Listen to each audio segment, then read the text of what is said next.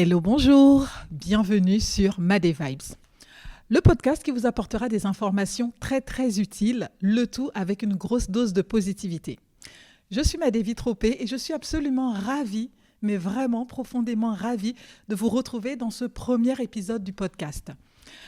Alors, l'objectif est simple pour ce podcast. C'est qu'à la fin de chaque épisode, vous repartiez avec une clé ou un outil qui vous permettra d'améliorer votre vie personnelle et professionnelle. Alors, est-ce que vous êtes prêts à prendre votre dose de positivité ? C'est parti ? Aujourd'hui, pour cet épisode, je suis absolument heureuse de recevoir une artiste très talentueuse, Dina Farmi El Roubi. Avec Dina, on a exploré son enfance, son parcours, ses valeurs. On a également exploré les conseils qu'elle donnerait aux jeunes. Je n'ai pas envie de vous en dire beaucoup plus. Juste, vous avez des petites surprises. Alors, on a beaucoup rigolé. J'ai parfois chanté. Je ne sais pas si je dois être fière de dire ça, mais en tout cas, je vous invite à aller voir ça. Voilà, je ne vous en dis pas plus. Avant de commencer l'écoute, je vous invite à cliquer sur la cloche de notification, à vous abonner sur la plateforme où vous êtes pour ne rien rater des prochains épisodes à venir. Alors, sans plus attendre, je vais laisser place à notre conversation et je vous souhaite une excellente écoute. N'hésitez pas surtout à me dire à la fin qu'est-ce que vous avez appris, avec quelle clé vous repartez pour un développement personnel ou professionnel. Merci.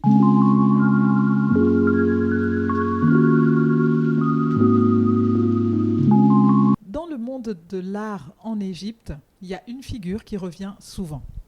Alors, si vous ne l'avez pas croisée, moi j'ai eu la chance de le faire et je viens partager avec vous cette personne que je vais laisser se présenter, qui est absolument exceptionnelle.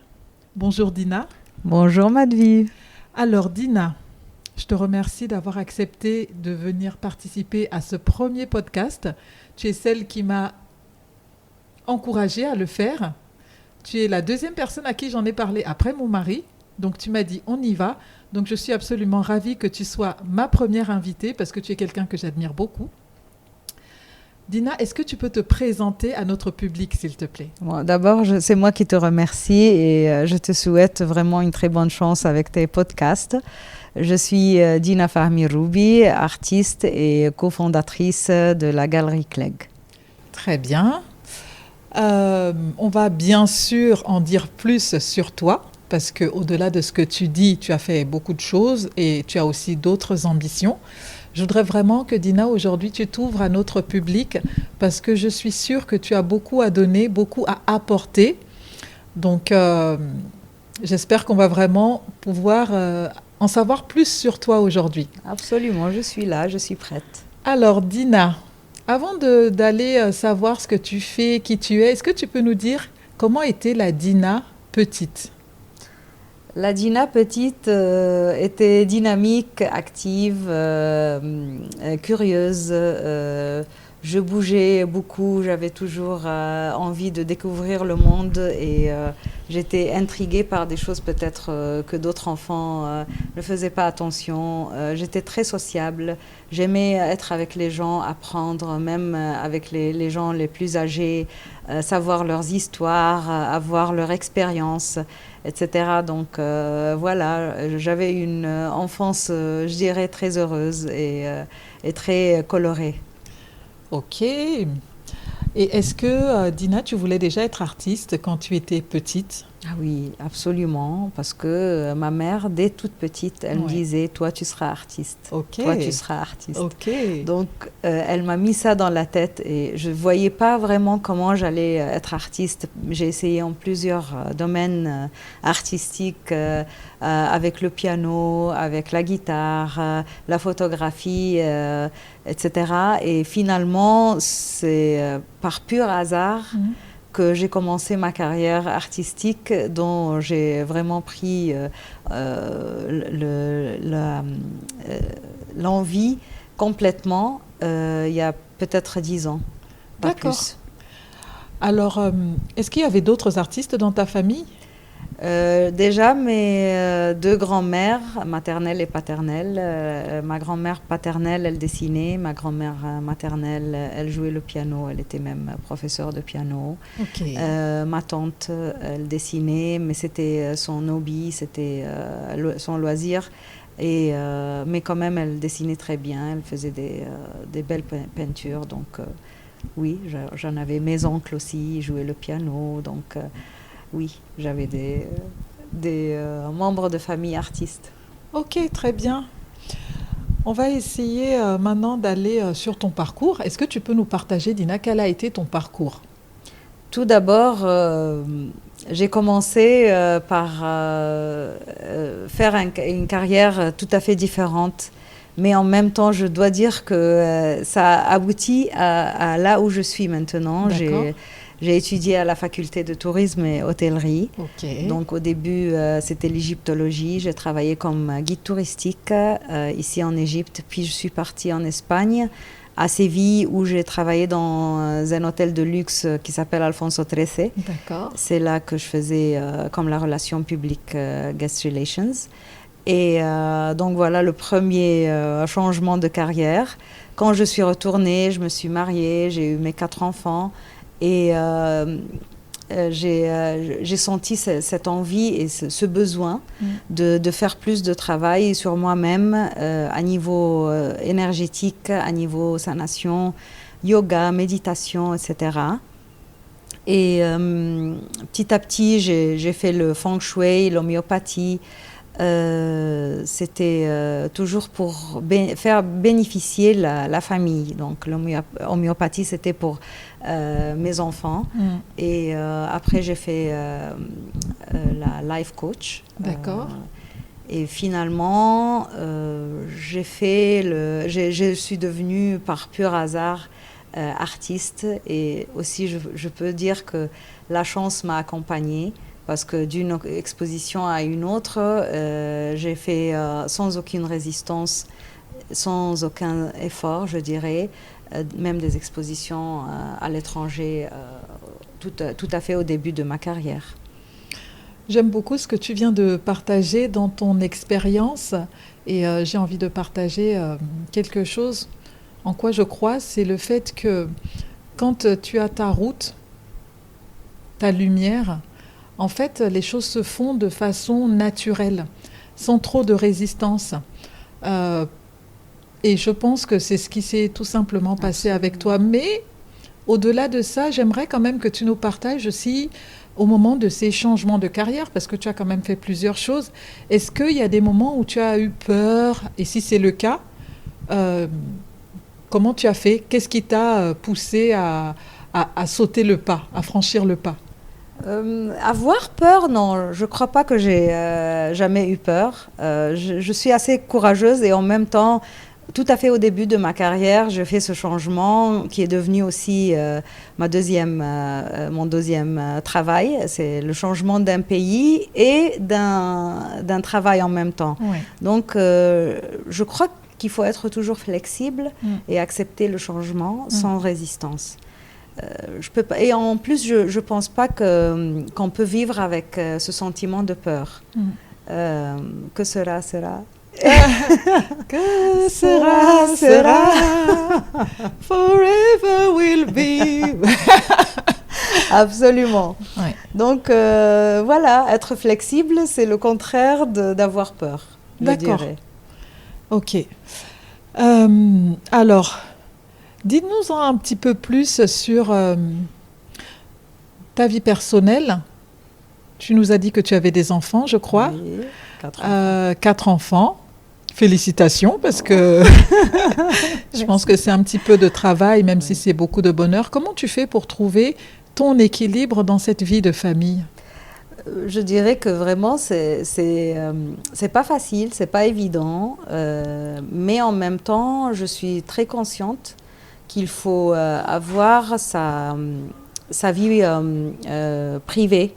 Et moi, je considère par exemple mon atelier, mon travail comme artiste, comme mon jardin secret. D'accord. C'est là où je charge ma batterie. Ouais. C'est là où je fais vraiment ce que j'ai envie de faire.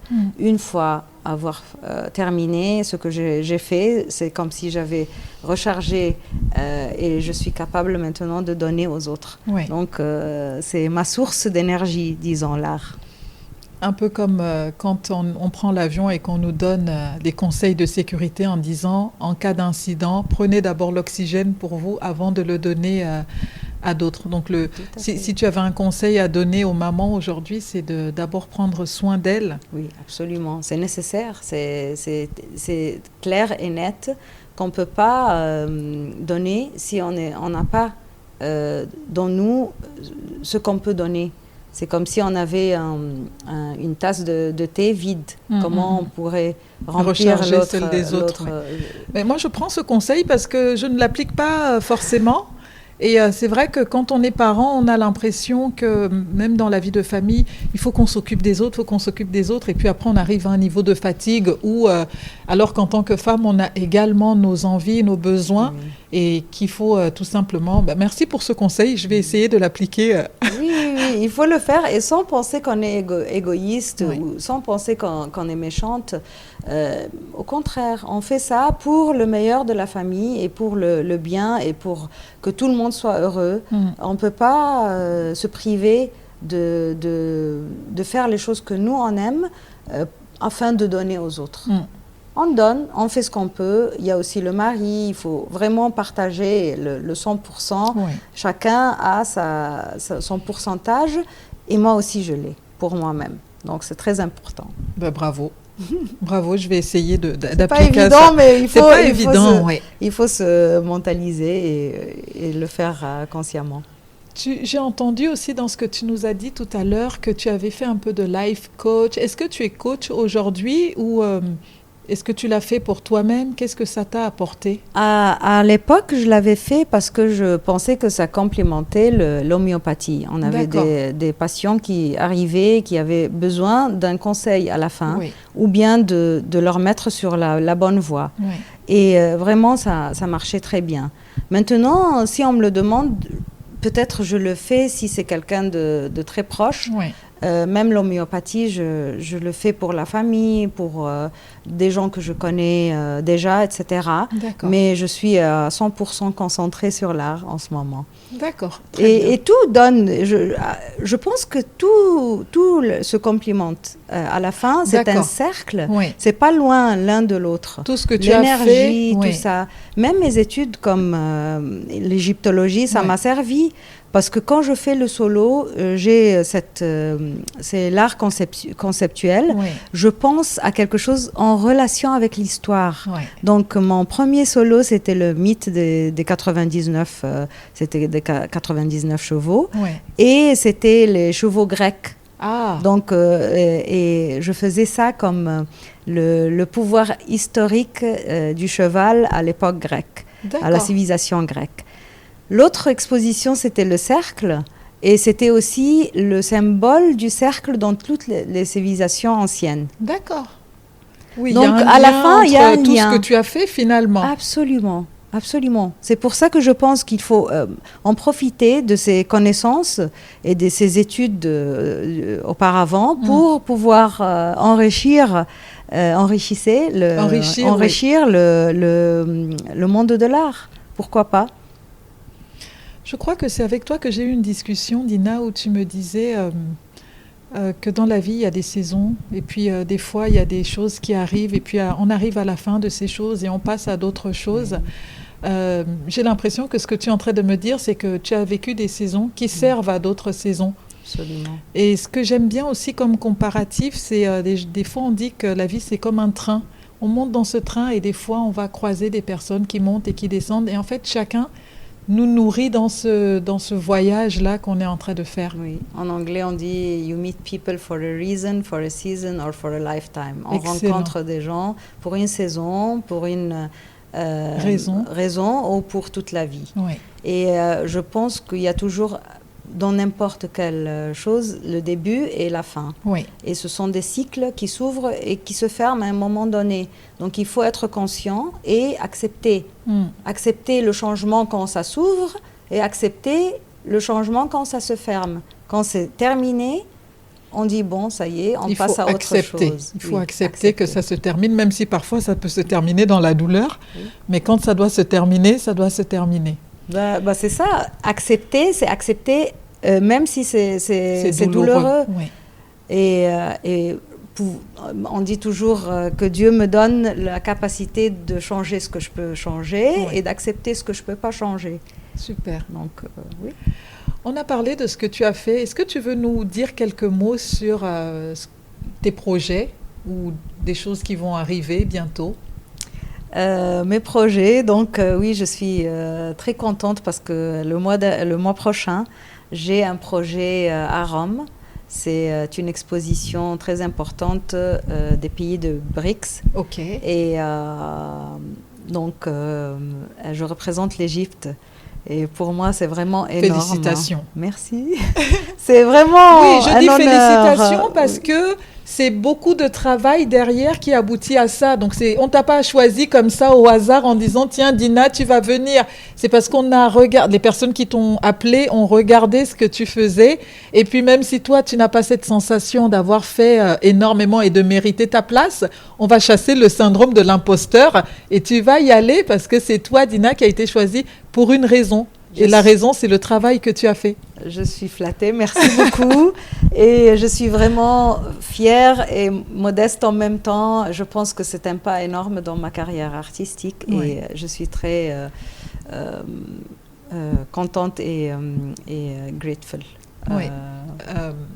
Reconnaissante. Reconnaissante, c'est ça, exactement. Donc, et donc, tu as cette exposition à Rome. Oui. Je crois que tu en as une autre. Oui, j'en ai une autre aussi au mois d'octobre. C'est avec Art d'Égypte. D'accord. Donc, deux, en fait, expositions. Une, c'est au Cinéma Radio. D'accord. Avec d'autres artistes, aussi grands artistes tous. Et l'autre, c'est une exposition consacrée à l'artiste femme, qui s'appelle Women Written by Women, c'est-à-dire femmes écrites par d'autres femmes. J'adore. Oui, ça donne le pouvoir aux femmes. Donc, j'ai fait deux grandes toiles, de grandes peintures, et c'est vraiment très représentatif, comment on peut donner le pouvoir à d'autres artistes. Ce que j'apprécie beaucoup chez toi, Dina, c'est que tu es une artiste, mais tu prends ta lumière pour la mettre sur les autres aussi. Comment? De différentes façons. Déjà, votre galerie Clegg expose d'autres artistes. On a la chance de t'avoir dans le Scribe chaque trimestre où tu nous présentes un autre artiste. Donc moi, je suis vraiment admirative de ce côté parce que c'est quelque chose qu'on voit très rarement chez les gens, de ne pas garder sa lumière et justement de la mettre sur les autres. Je le fais inconsciemment et je crois que c'est vraiment très important de le faire. Il y a le proverbe qui dit qu'une bougie ne s'éteint pas en donnant en allumant une autre. Ouais. Et je pense qu'au contraire, si on fait des collaborations, si on met cette synergie ensemble, on a toujours beaucoup plus de pouvoir et on met les choses en valeur d'une façon extraordinaire. Donc je ne crois pas à la concurrence, je ne pense pas qu'il y a des compétitions et je pense toujours que l'art approche les gens. Oui. C'est pas une compétition sportive, par exemple, où on est deux équipes qui se battent pour gagner ou pour mettre des buts. Tout à fait au contraire. On peut faire des collaborations ensemble, on peut faire beaucoup de projets ensemble et tous les artistes que je mets en lumière sont des grands artistes qui ont vraiment beaucoup de valeur, beaucoup de choses à donner, beaucoup de... comment on dit, de valeur, oui. À donner et à ajouter dans le domaine de l'art. Et moi, je pense même que ça s'applique à d'autres domaines parce que moi, j'ai travaillé en cabinet d'expertise comptable et en fait, des fois, on a des plus jeunes qui arrivent et même, il y a d'autres encore plus jeunes qui ne travaillent pas encore, qui cherchent leur voie. Et ça arrive que j'ai entendu parfois des collègues dire « Ah non, mais attends, moi je ne vais pas tout lui montrer parce que sinon… » Alors que finalement, chacun a sa vie et que tu lui montres ou pas, s'il doit arriver à un niveau, ben en fait, il y arrivera. Ce n'est pas parce que toi, tu caches quelque chose ou que tu essayes d'empêcher quelque chose que la personne ne va pas arriver. Et moi, je trouve vraiment bien ce que tu viens de dire sur le fait, tu sais, quand on allume la bougie des autres, ça n'éteint pas notre bougie, parce qu'il faut aussi jouer le rôle d'inspirer les autres. Et la dernière fois, j'ai regardé une vidéo sur laquelle je suis tombée, où la dame, elle disait, parfois, on ne s'en rend pas compte, mais il y a des gens comme toi, qui ne te le diront pas forcément, mais qui cherchent des exemples comme toi, pour pouvoir s'inspirer, pour pouvoir se lancer, pour pouvoir oser même de faire certaines choses. Alors moi, j'aimerais savoir, quelle est ta position à toi, Dina? Est-ce que tu es de la team « je fais des choses dans l'ombre et le succès de ces choses retentira tellement que les gens sauront ce que j'ai fait » ou tu es de la team « ce que je fais, je le fais, je le montre et puis peut-être que ça va en inspirer certains et énerver d'autres, mais je le fais ». Je crois que je fais les deux choses inconsciemment, c'est-à-dire je ne crois pas trop à cacher parce qu'à la fin, ça ne sert à rien. J'ai ma voix, je fais mes projets sans trop penser ni me casser la tête si on dit ceci, si on fait cela. Il faut faire les choses de façon naturelle et de faire ce qu'on ressent vraiment. Et si on le fait par amour, ça se ressent et ça arrive beaucoup plus facilement aux autres que lorsqu'on cache ou lorsqu'on se dit « je me montre, m'as-tu vu ?» Donc ni l'un ni l'autre. Mais alors qu'est-ce que tu penses, parce que tu viens de le dire là, du fait de tenir compte de ce que les autres pensent. Comment tu fais pour ne pas justement tenir compte de ce que les autres vont dire ou faire? Moi je te le dis parce que honnêtement, des fois j'ai envie de faire un post.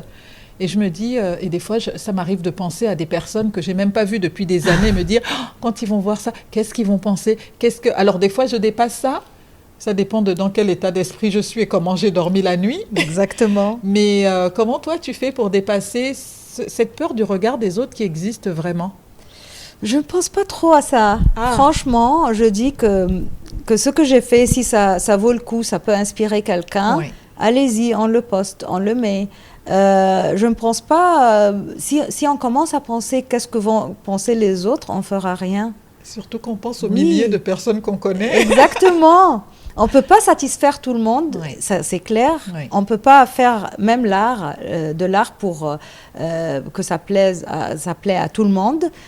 Comme on dit, les goûts et les couleurs ne se discutent pas. Oui. Chacun a ses goûts, chacun a ses préférences. On fait, peut-être mes spectateurs vont apprécier cela, les autres vont parler. Non, n'apprécient pas. Vont critiquer, c'est pas grave. Oui, c'est pas grave. On fait de toute façon. Parce que si ça va donner quelque chose, ça va donner aux gens qui ont besoin, qui vont en profiter de ça. Donc, super. C'est un beau conseil. Je penserai à ça aussi la prochaine fois. Alors, j'ai une petite citation que je voudrais te partager. J'aimerais que tu me dises ce que tu en penses. C'est « Tout est possible à qui rêve, ose, travaille et n'abandonne jamais ». Absolument. Je suis tout à fait d'accord. Ça, je dirais, c'est mon motto, c'est mon emblème. Et je pense que si on est concentré sur le but et ce qu'on fait, on le fait par amour et on le fait pour partager ce qu'on aime faire, ça va se ressentir tout de suite et ça va aboutir à ce qu'on veut vraiment que les gens voient et apprécient. Il faut être concentré, ne pas se distraire. Et ne pas trop faire attention à ce que disent les autres. Oui. Alors, il y a une autre idée encore qui me vient en tête, inspirée de mon mari. C'est une fois, je suis allée le voir et je lui ai dit, parce que je m'intéresse beaucoup à l'organisation, à comment être organisé pour être efficace. Oui. Et il m'a répondu, pour être organisé, il faut s'organiser. Donc, bon, ok, j'ai compris qu'il fallait m'organiser pour m'organiser. Donc, ok. J'aimerais savoir comment tu fais, toi, Dina, pour t'organiser au quotidien et pour réussir à faire tout ce que tu fais. Bon, des choses que j'utilise beaucoup, c'est le calendrier sur mon téléphone. D'accord. Donc, à chaque fois que j'ai un rendez-vous ou j'ai quelque chose à faire, directement, il faut que je le mette. Sinon, je vais oublier. Oui. Donc, je ne compte pas trop sur ma mémoire. Ok. Et la veille, je regarde qu'est-ce que j'ai à faire demain et je concentre. Okay. Mais je me dis, Par exemple, de telle heure à telle heure, je vais faire ceci. De telle heure à telle heure, je vais faire cela. Si c'est pas possible de tout faire le même jour, je remets ce que je peux remettre pour le jour d'après, où je décale. Donc, oui, je suis organisée et oui, j'ai le time management qui n'est pas mal du tout chez moi, heureusement, parce que sinon, je pouvais avoir un tic nerveux en ce moment avec tout ce que j'ai à faire. Et j'essaye aussi d'être, comment on dit, multitask. Oui, on parle aussi beaucoup de slashing, je crois, je ne sais plus. Oui. En tout cas, tu fais plusieurs tâches en même temps. Oui, j'essaye de faire ça et de donner les priorités à ceux qui ont vraiment besoin d'être en priorité. Et pas le contraire. Oui. Parce que sinon... on s'en sort. Oui, on ne s'en sort pas, on n'a que 24 heures. Mais aussi, je pense que c'est un cycle, je ne veux pas dire vicieux. Si on est énergétique, on devient plus énergétique. Et si on est paresseux ou fatigué, on se laisse. Il faut continuer à bouger et à faire ce qu'on aime. Donc, si on le fait, c'est comme ça qu'on s'anime à faire. Alors, je ne sais pas, je pense que je ne t'ai pas encore posé la question de savoir qu'est-ce que tu dirais à la Dina de 15 ans.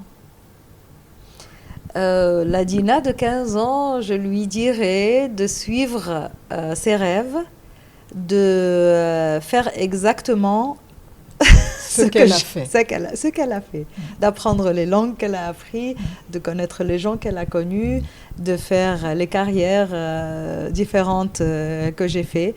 En fait, je ne regrette rien. Excellent. Oui. Super.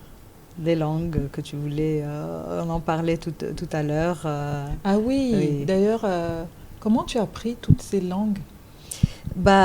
J'ai commencé déjà à l'école. C'est là où on nous apprenait l'arabe, l'anglais, le français. Ou bien le français, l'anglais et l'arabe. Et tu as appris le français? À l'école. À l'école? Oui. Mais j'ai aussi la famille française, ça aussi, il faut que je ça a joué. Oui, ça a joué le rôle de la pratique, tout ça. Parce que moi, je fais des cours d'arabe, je peux te dire que mon niveau, il est... C'est différent.